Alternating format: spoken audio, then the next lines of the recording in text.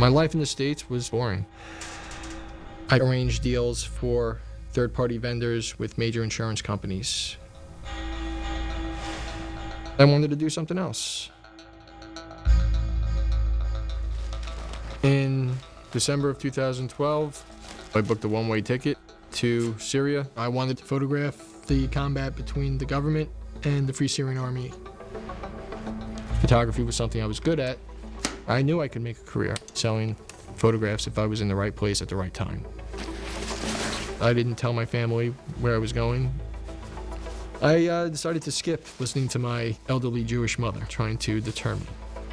No mother I've ever met is going to say, yeah, go where the bullets are flying and the bombs are falling.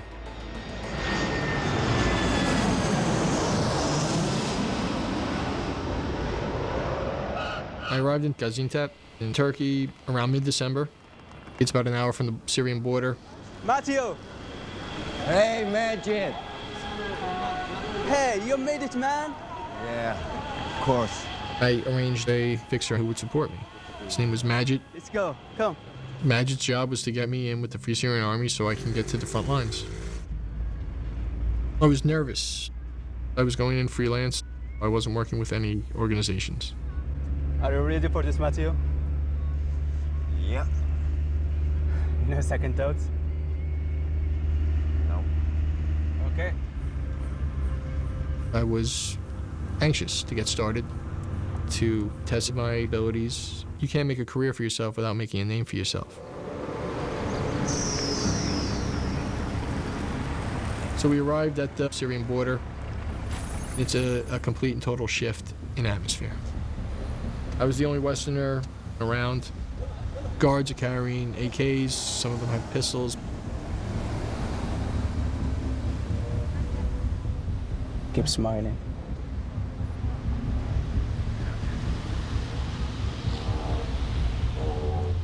Assalamu alaikum.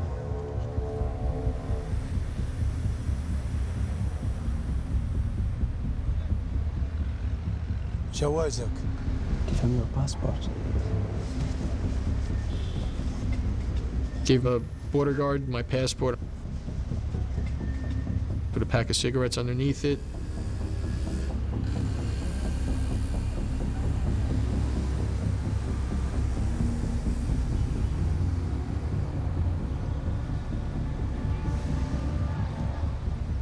American? Yes, sir.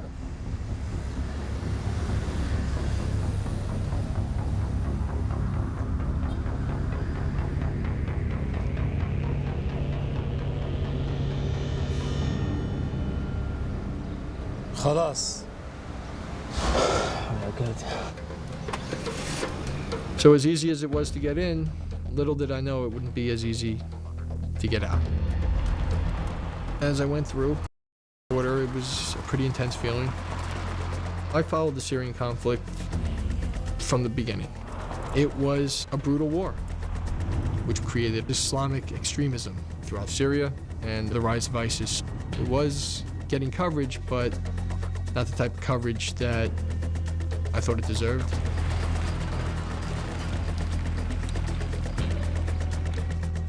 Majid arranged a host for me, a man named Sheikh Abu Nasser. His area was still functioning. You would never know that there was a war going on. Alaikum salam. Abu Nasser. This is the American, Matteo. Welcome, welcome. Abu Nasser was a very nice guy, warm, welcoming. Abu's brothers are fighting with the Free Syrian Army. Yes, they will take care of you. Free Syrian Army is basically the opposition who rose up to fight against the Syrian government. You rest now here, and you go to the front tomorrow. Okay. Okay? Take care of yourself. For the ride. You're welcome. Come here. Call me whenever you need something. Sure.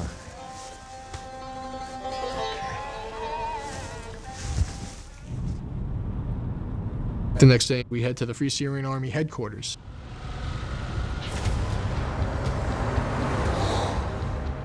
Going into Aleppo was basically walking into one of the most dangerous places in the world. Now you see entire blocks that have just been completely destroyed. It was Nothing but rubble. I didn't see one building that was actually salvageable. It was Armageddon.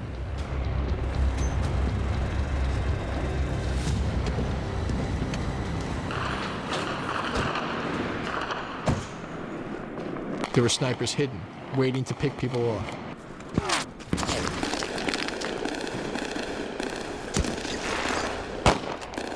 Follow me. Stay down. You can hear the guns being fired, but they're everywhere. Now it's the real deal. I realized I'm a lot more likely to get killed.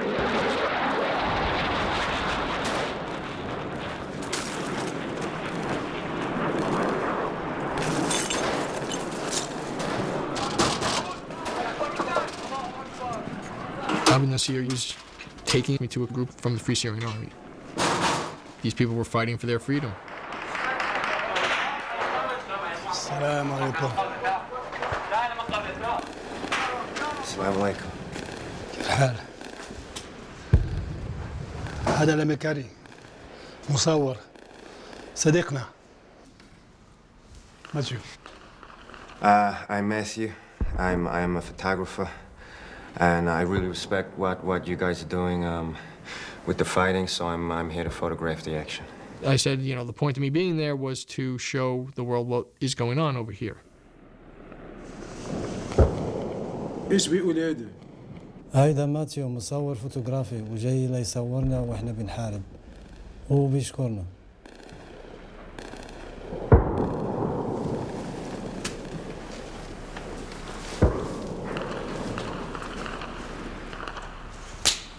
مرحبا.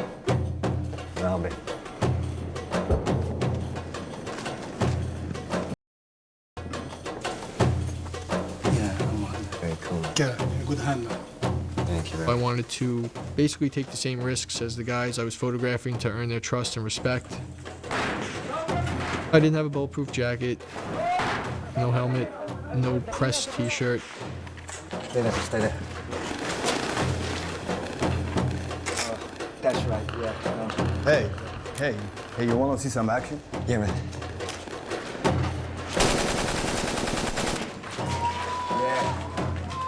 Yeah. For 2 weeks, it was fascinating seeing how basically everyday people were rising up and fighting a pretty well-armed war machine with no help from the outside world. They were good guys to be around. They were protective, they were experienced, and they knew what they were doing.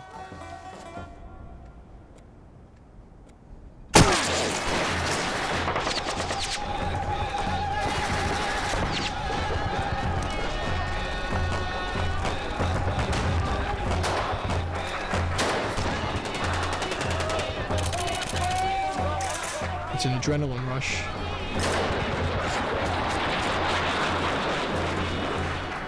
You're just caught up in the moment, trying not to get yourself killed. The fighting was as close as you can possibly get. It was intense. You heard the planes coming, smoke was rising like it was hell. It's nerve-wracking.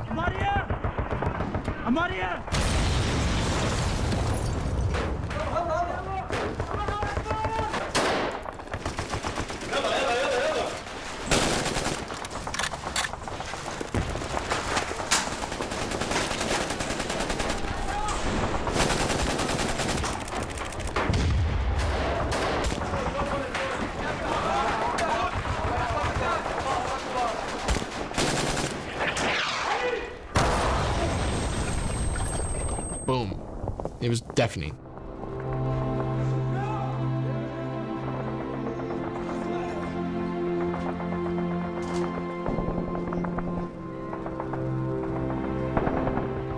My instincts told me it was time to leave.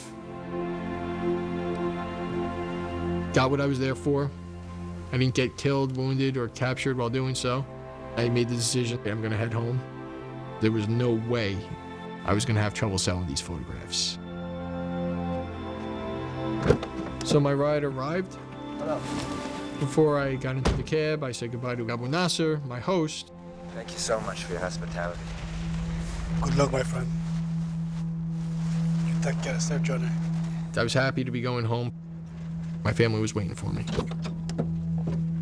Okay, let's go.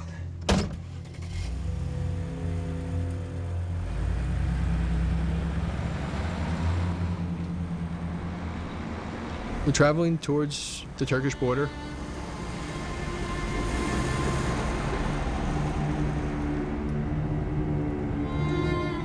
Suddenly, he slows down. What's going on, man? I don't know. Wait here. We stopped at a checkpoint.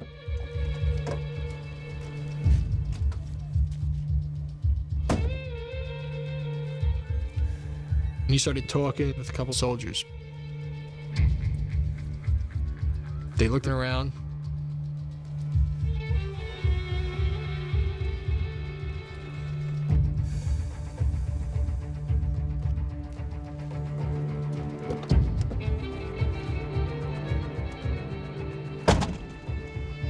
Problem?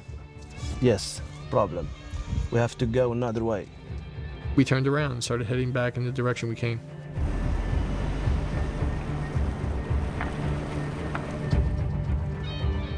About 10 minutes later, we were heading up the road.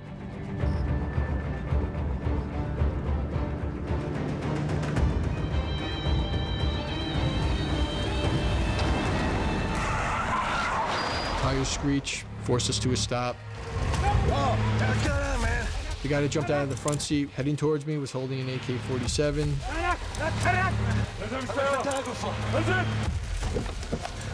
I don't see.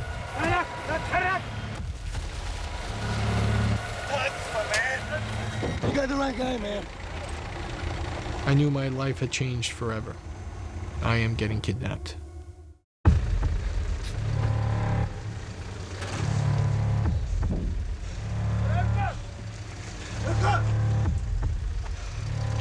I'm a civilian, man. I'm a civilian. I'm a photographer. You don't know where you're going. You don't know what they're going to do to you. You don't know if they're going to shoot you when you get to where you're going. Where you taking me? Please don't shoot me. Don't shoot me. What's good? I didn't know who they were. Talking about? The most dangerous terrorist group in Syria, who I did not want to end up with, was the al-Nusra Front. Al-Nusra is basically al-Qaeda in Syria.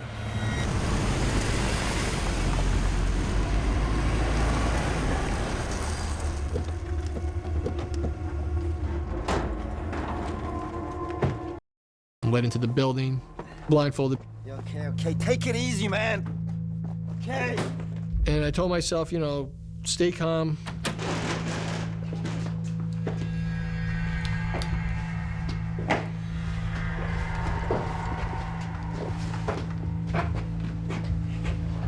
They bring me into the room, they sit me down.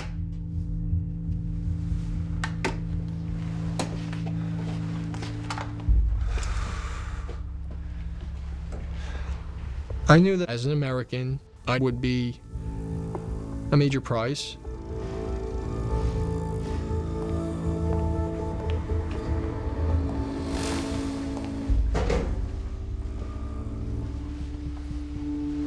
I saw a very commanding figure come into the room.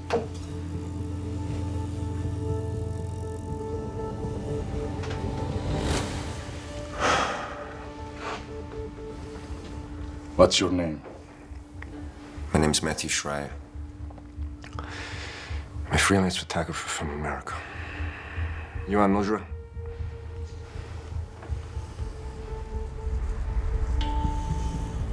I'm Jalal Muhammad. You're on Nusra. What is your background? I'm 34 years old. I was born and raised in New York. No.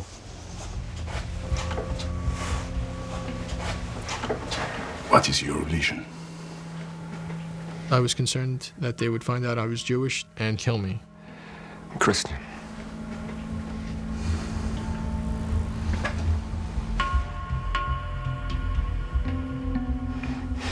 Of course I'm lying to them. I'm not going to admit that I'm Jewish.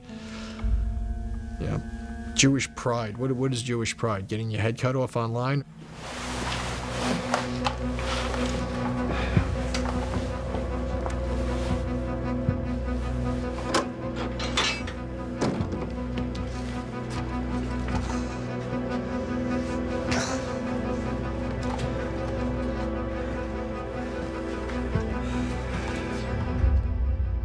Put your head against the wall. If you hear the door open, you do this. Okay?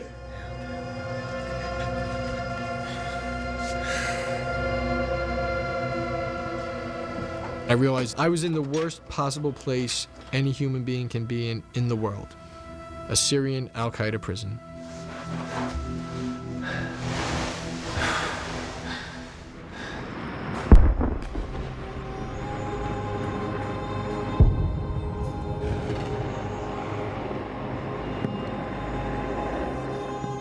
It was very cold in the cell. You know, there's no heat. You basically have what you're wearing and a couple of blankets to keep you warm, that's it. The first night, I was just basically pacing. Just walking back and forth, back and forth.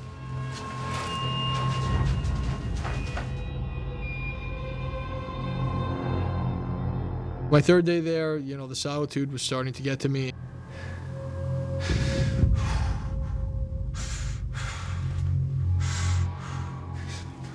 It wears down on you, solitude. Started freaking out, screaming and yelling.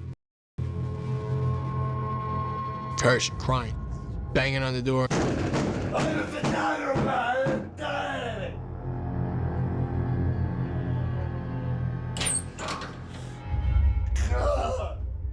General Muhammad, he came in. Tell him.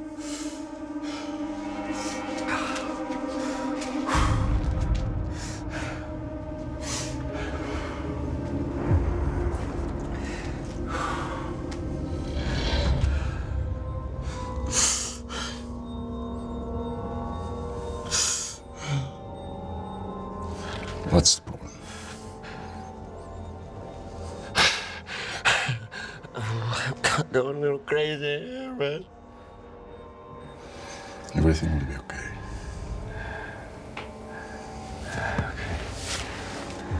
Okay.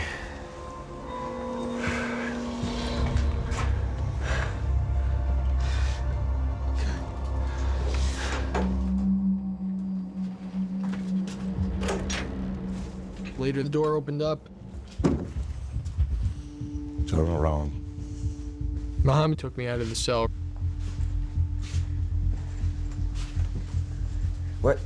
Where you taking me? Am I gonna go home? Mohammed. I was like, am I going home?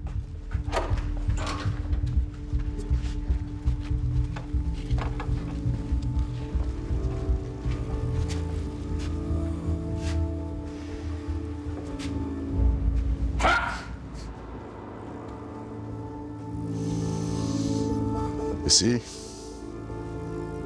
Like you. American.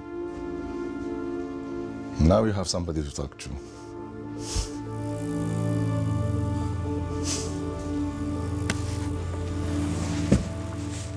And my stomach just sank. That was the moment I realized they weren't letting me go. How long you been here? 3 months? What's your name? Thea.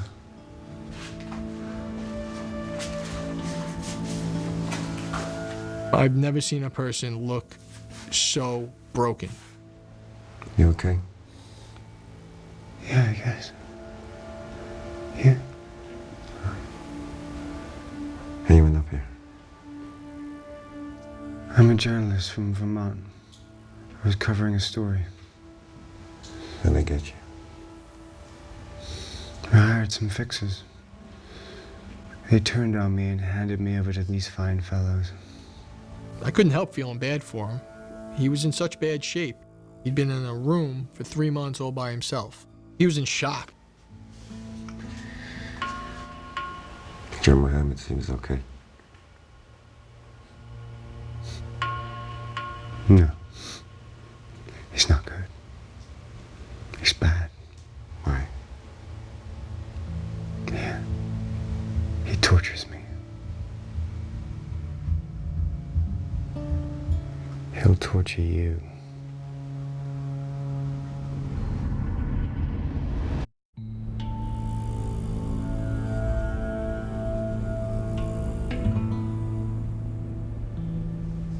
Where'd you live?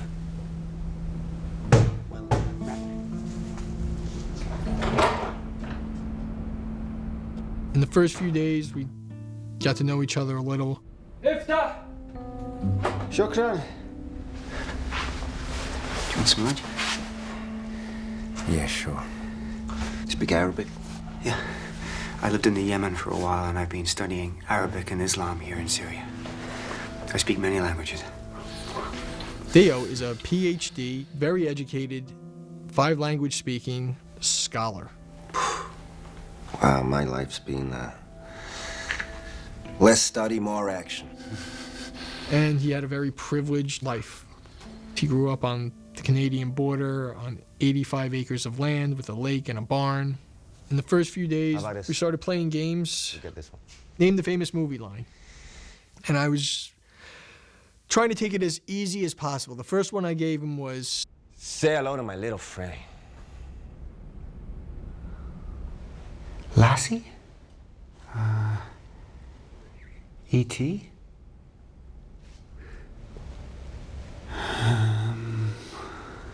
No, I don't know. Yeah, look, I'm gonna do it again for you. Say hello to my little friend. I'm sorry. It's Scarface, man. I was like, how can you have never seen Scarface? What planet are you on, Theo? We didn't have a TV when I was growing up. I have a TV. And I was like, are you poor? And he's like, no. I was like, then what did you do for fun? We read. You read? Yeah. All right, you read. We sang. Sang. Sounds like the Games. Waltons. And I was like, oh, like shoot me, like come in the room and shoot me, put me out of my misery. And that was the end of the game. You clearly spent more time learning Arabic than watching classic American movies. Yeah? We were two completely different people. One night I was sleeping soundly.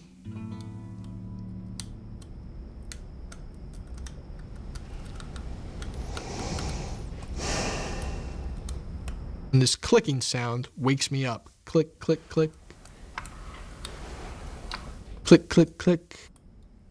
What are you doing, Theo? I'm cleaning my teeth. He has a sesame seed shell and he's picking his teeth with it. You mind doing it tomorrow? And I very politely asked him, well, can you brush your teeth later? Because you woke me up and I just want to get back to sleep. Being locked in a room with someone like that gets you jaded. You're with him 24 hours a day, 7 days a week with no end in sight.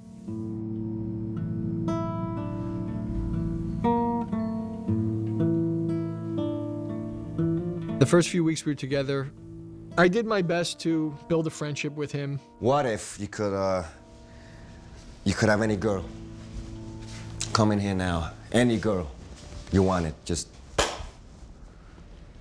My mom. To kill time, I was asking like these ridiculous what-if questions. What about food? What food would you have? Watermelon. No, what about a steak? I don't eat meat. Okay. What if they were to come in here now, with a gun and one bullet, say, shoot Matt in the head, I'm gonna let you go. What would you do? Shoot you in the head.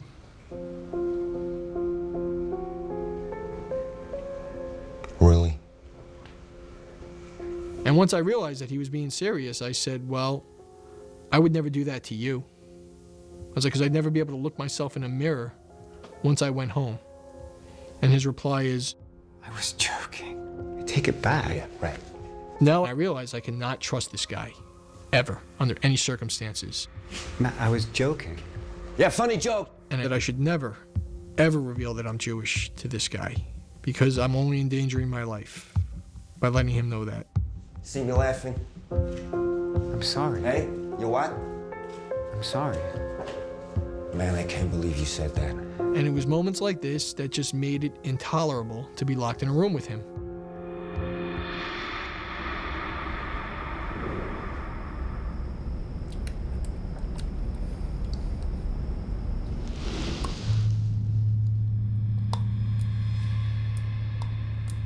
And he's provoking me.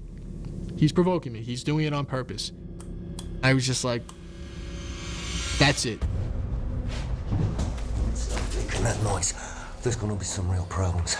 I will kill you. You think I'm frightened of you? Yeah. Go ahead. Hit me. They hurt me. You gonna do it too now?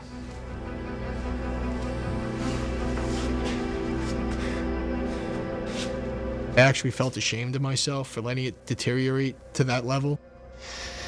I'm sorry, Theo. Just don't provoke me. You understand?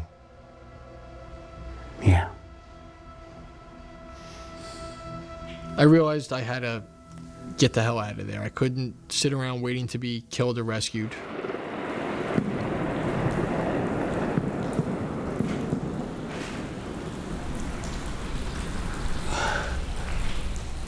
One night, I'm just observing everything around me. You should stretch, Matt.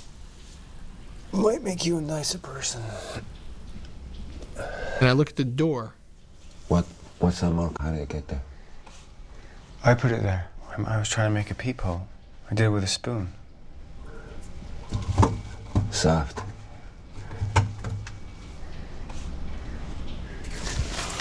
Hey, cool, man. That's cool. And I said to myself, okay, if you can do this with a spoon, we have something to work with here.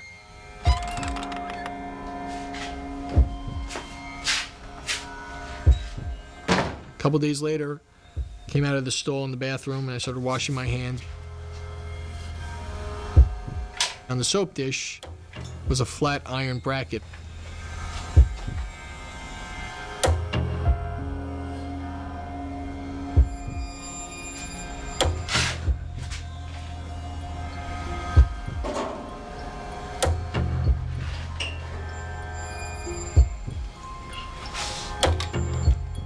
I noticed there's a light switch. I grabbed a flathead brass screw.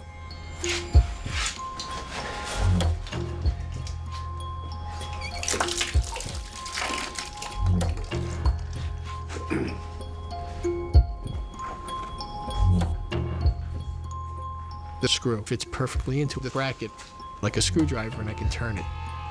Okay. My plan was basically to perforate all around the door where the wood was thin.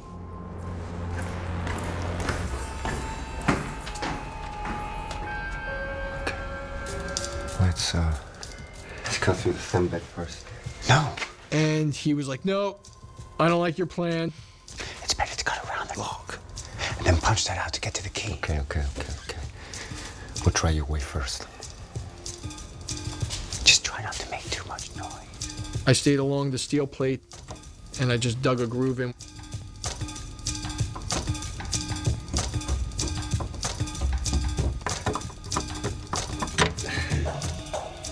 You're making way too much noise. You're being as quiet as I can. Okay.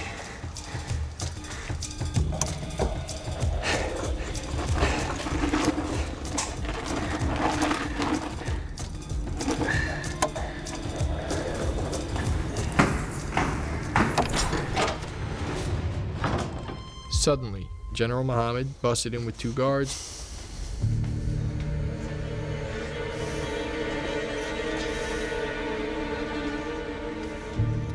What is this? Rhinescape? It was at that moment that I seriously regretted everything that I just did. I swear to God, I didn't do it.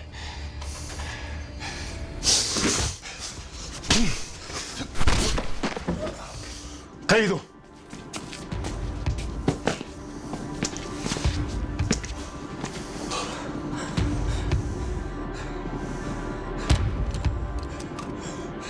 Oh, please don't shoot him, Aaron. Please don't shoot him. It was me making the noise. I was thinking, this guy's gonna kill him.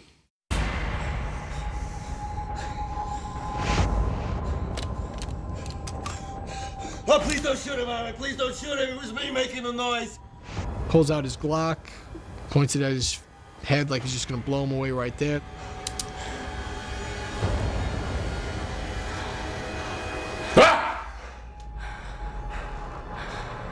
هيدو. Now, the worst part of the entire captivity was about to begin. They handcuffed him and they took him out. Within a minute, he was just screaming at the top of his lungs. And I just heard the whacking sound.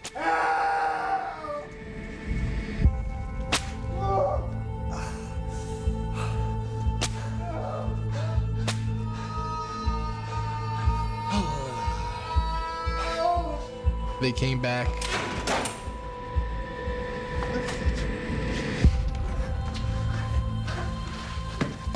And they threw Theo in the room. He looked broken. They beat him. They humiliated him. He was in such bad shape.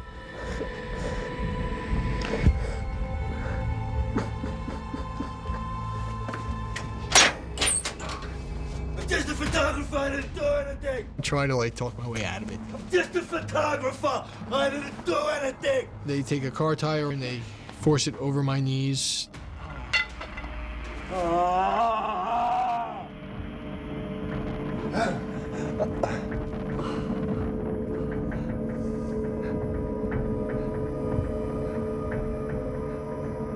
جلده 150 جلدة.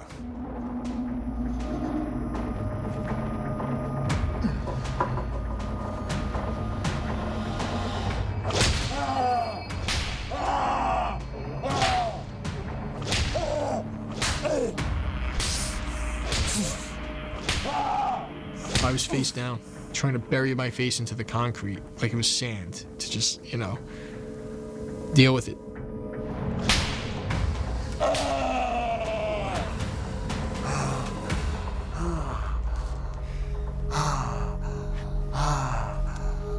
They poured water on my feet halfway through. It hurt like hell.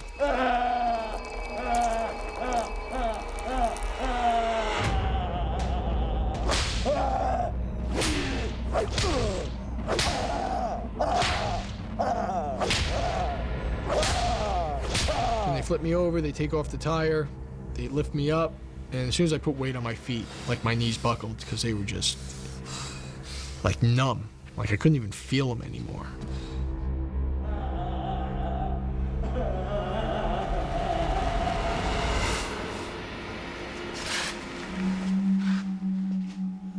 After the torture, I was hobbling for probably close to a week. And I started freaking out, we're never going home. Over the next couple of months, my morale went downhill. And I had a breakdown. I just couldn't take it anymore.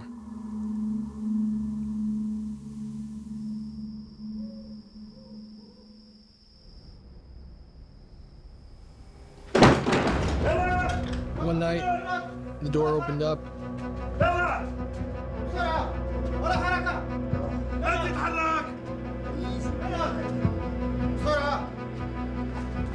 Where are you taking us? Where are you taking us? Where are you taking us? We had no idea where we were going or what was going to happen to us.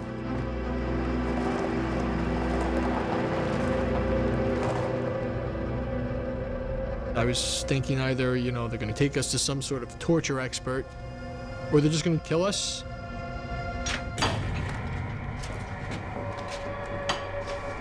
Or being transferred.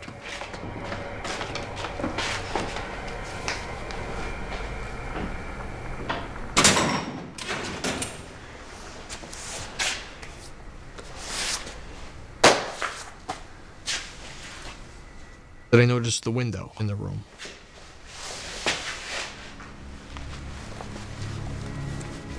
The window was completely broken. There was no glass.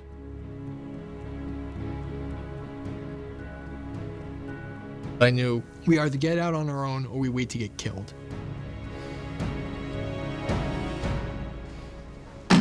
الملابس. شكرا.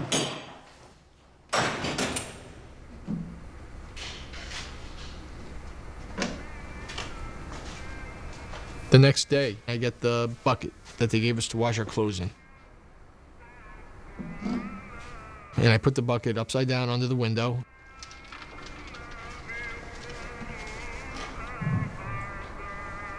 I started staring at the wires and studying them.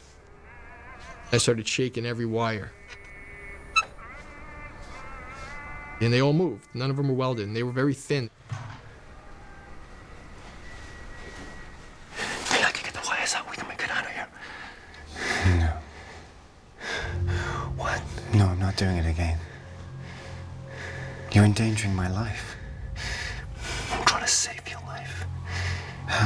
Theo didn't want to go again at all. He was too scared. He refused to even contemplate it. Okay. You stay. I'm gonna do it on my own.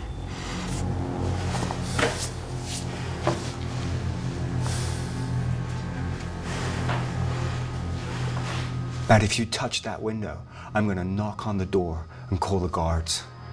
I couldn't believe it.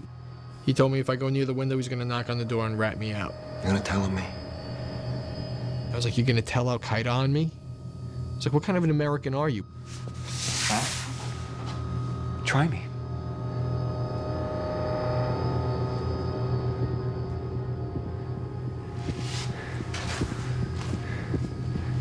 As soon as I took a step, he walked over to that door, and he's looking at me like, what? And I just wound up. I was gonna hit him with the bucket and just beat him within an inch of his life, maybe a few inches past. Yeah, you're a disgrace. You're a disgrace to the country. You know that? You're a disgrace to America. But I controlled myself because I said, all right, you gotta bring him back. You gotta get him on board. And the conclusion I came to was, I had to make him so miserable he'd rather die than spend another minute in that room with me. Yeah, you ain't a man. Ain't a man's bone in your body. You're un-American. Insulting him and busting his chops and calling him an Al Qaeda prison sissy. We're gonna do this for a while, aren't we? Stop what? Stop what? What that? Fight back. Fight back. Fight back. Because you got nothing. You are un-American. The strategy was to motivate him to more or less want to get away from me. You're not a patriot. You're a girl. Inside, you're a girl. That's where you are, you know that? Oh, you're on the ground now. Hey, come back up, look at me. He finally just caved. It took about 3 hours. Okay, here's the plan. After morning prayer, we let him come back, go to sleep. 10 minutes before sunrise, we go. And by now, Ramadan is in full swing. So the jihadis, they wake up, they eat, they pray, and then most of them go back to sleep. So, you go your way, and I'll go mine. Totally. We didn't want to be together another second longer than we had to. I know you hate me, but we're both Americans, right?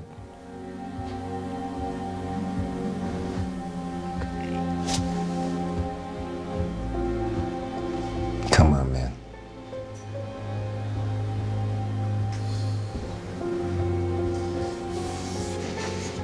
We shook hands. We needed to work together.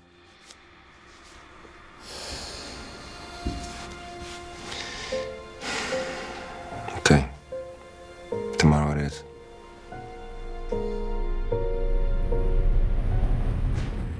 맥주를 아는 사람들은 제대로 만든 맥주를 이렇게 불렀다.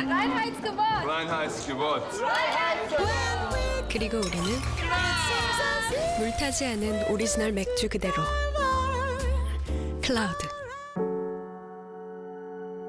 사람들은 우리에게 말합니다.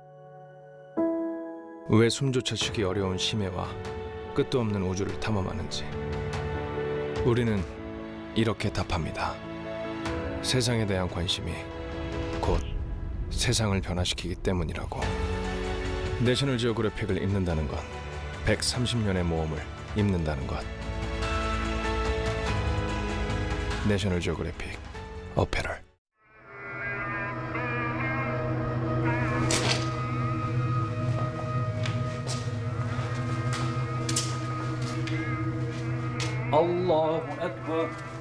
Next morning, we were ready. The perfect time for the escape was after the dawn prayer, which was about 10 minutes before sunrise. When the guards fall back asleep, as few people awake as possible.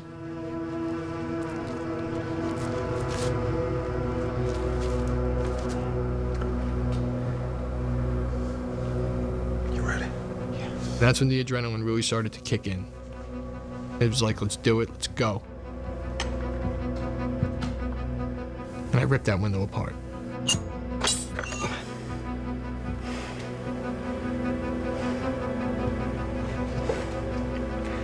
Okay. Level me up.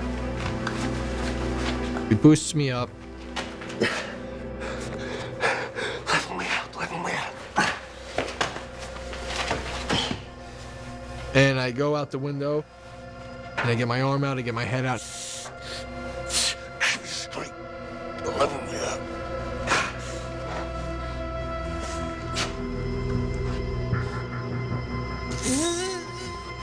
I'm half free and I'm half in, and I get stuck. I'm stuck. I'm stuck. Put me down. I got back in the room. I was freaking out.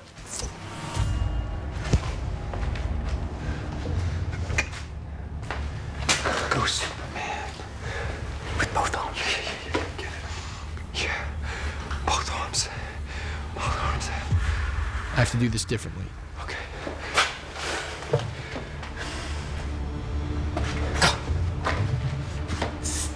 I go with two arms over my head like Superman. And he's pushing me and pushing me.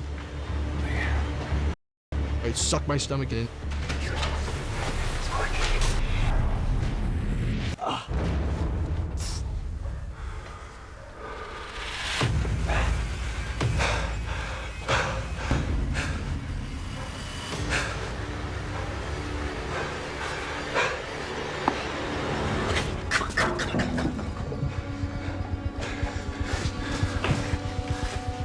Level out, level out, level out, level out.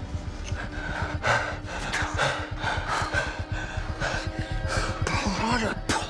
And he's going with one arm. There was no way for him to level himself out so I can pull him. Come on, come on, come on. It was so tight, and it's impossible for me to just pull him out. He was about a half an inch wider than me. Level out. I can't. There's just no way to get him out.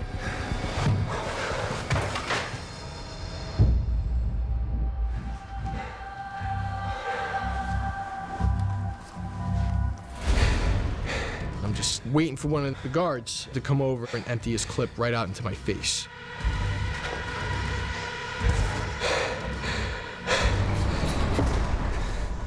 Come back. It was either I get shot or I go. Come back. I had to make a decision, you know, what do I do? I said, I gotta go. And he's like, Come back, man. I can't come back. I couldn't leave until he said, go. I gotta go. It was the hardest moment of my life.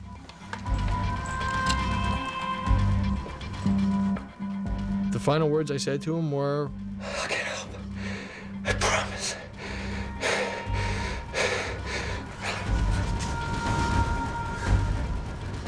Okay. You go.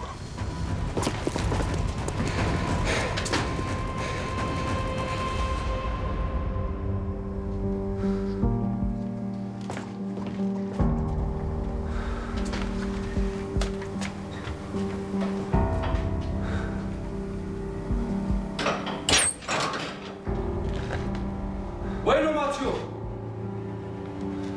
Bueno, Matthew!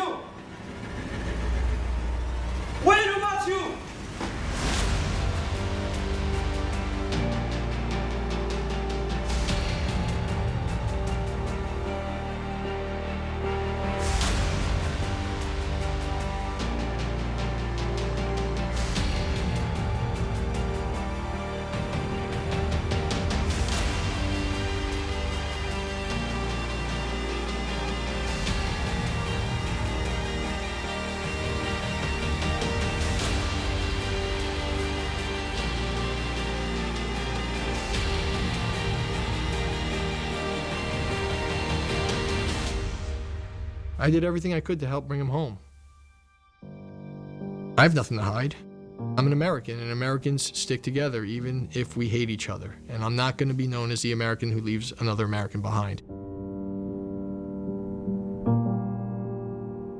I'm proud of who I see in the mirror. I see a guy who stood tall and did the right thing. I see a guy who represented his country and his people the way a soldier would be expected to do so. I see a Jew who punked Al Qaeda after 7 months and escaped, who fooled them and made them look like the biggest morons that ever lived. And I'm proud of that. 우리 중년 남성분들 기력이 뚝뚝 체력이 뚝